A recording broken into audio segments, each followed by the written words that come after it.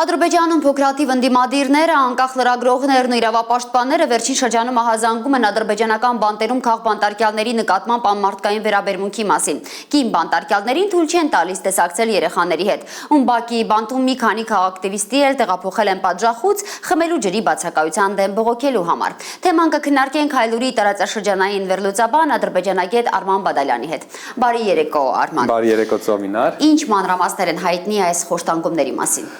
Ծովինար հայտնի են, որ քաղաքական ակտիվիստներ Ռուսլան Իզատլին ու Ալի Զեյնալին Ումբակի բանտից տեղափոխվել են պատժախոց ամառվա շոգին խմելու ջրի բացակայության դեմ բողոքելու պատճառով։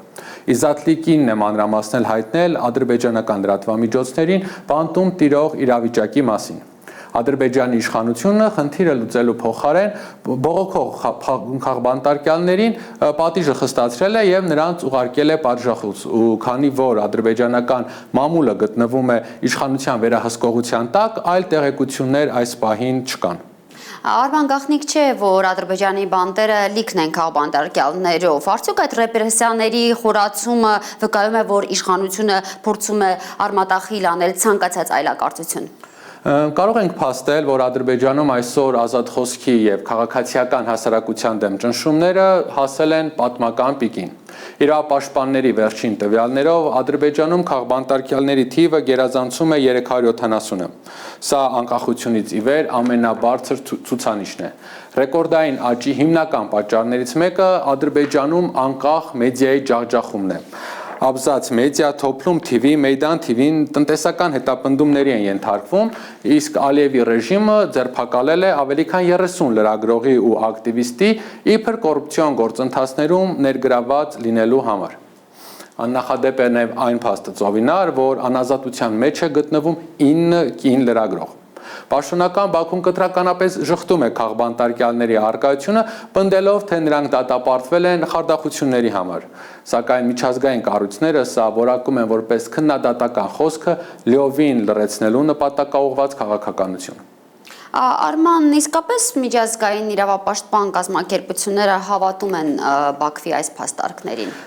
Ծովինար, բացառությամբ Amnesty International-ի, որը դատապարտել է նման վերաբերմունքը կալանավորների նկատմամբ, որևէ այլ կազմակերպություն չի անդրադարձել այդ խնդրին։ Ադրբեջանում քաղբանտարկյալների թեման ընդհանրապես դուրս է մնում միջազգային ասպարեզում իրենց որպես հումանիտար կառույց դիրքավորած հեղինակավոր կազմակերպությունների տեսադաշտից, թերևս մինչև այն պահը, երբ դա քաղաքականապես նպատակահարմար կլինի։ Ադրբեջանի բանտերում տիրող իրավիճակի մասին տեղեկությունը կտրուկ նվազել է նաև Բաքվում Կարմիր խաչի գրասենյակի գործունեության դադարումից հետո։ Արման, իսկ ինչ է կատարվում ռուս-ադրբեջանական հարաբերություններում։ Երեկ Պերմում Ռուսաստանի անվտանգության դաշնային ծառայությունը ձերբակալել է տեղի ադրբեջանական համայնքի ղեկավար Ռուսլան Մամեդովին, արգելելով նրա մուտքը Ռուսաստան մինչև 2076 թվականը։ Ծովինար, Պերմի դեպքը հստակ ապացուցում է, որ Մոսկվայի ճնշումները ադրբեջանական սփյուռքի վրա կրում են համակարգված բնույթ եւ տարածվել են Ռուսաստանի ողջ տարածքով։ Ըստ ռուսական կողմի, Պերմի ադրբեջանական համայնքի ղեկավար Ռուսլան Մամեդովին մեղադրում են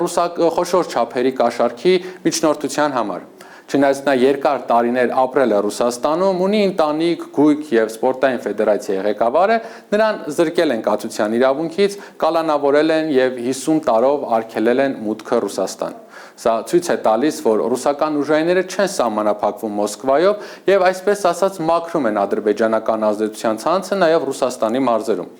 Այլևս չեն գործում նախկին կապերը, սպորտային կամ համայնքային դիրքերը,